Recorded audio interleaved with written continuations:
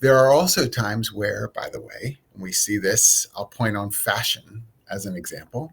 It doesn't mean that everything that once was that falls out of fashion can't come back around again in the future.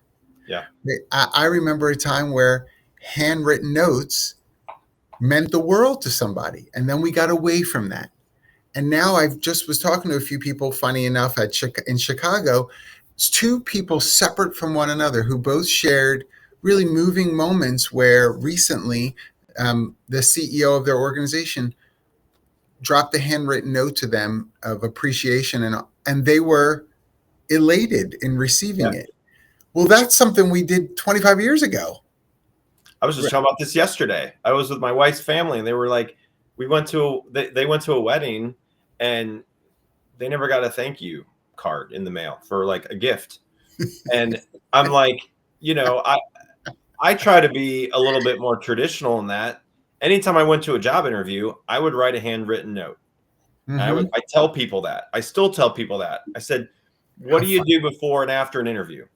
You got to have good follow through. You can't just send an email and say thank you. You send a handwritten thank you card to somebody that you just were interviewed by. You're gonna be standing out in front of everybody else because no one else sends it.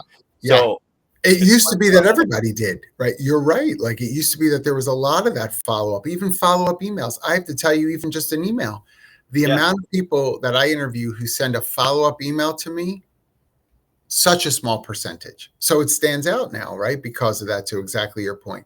I don't want anybody to kind of hear me saying, it's always the latest and greatest. You got to be up. I'm saying be wise about what makes sense in the latest and greatest moving forward, right?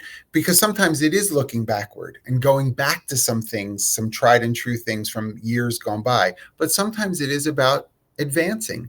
That's where I think you see things around technology make sense.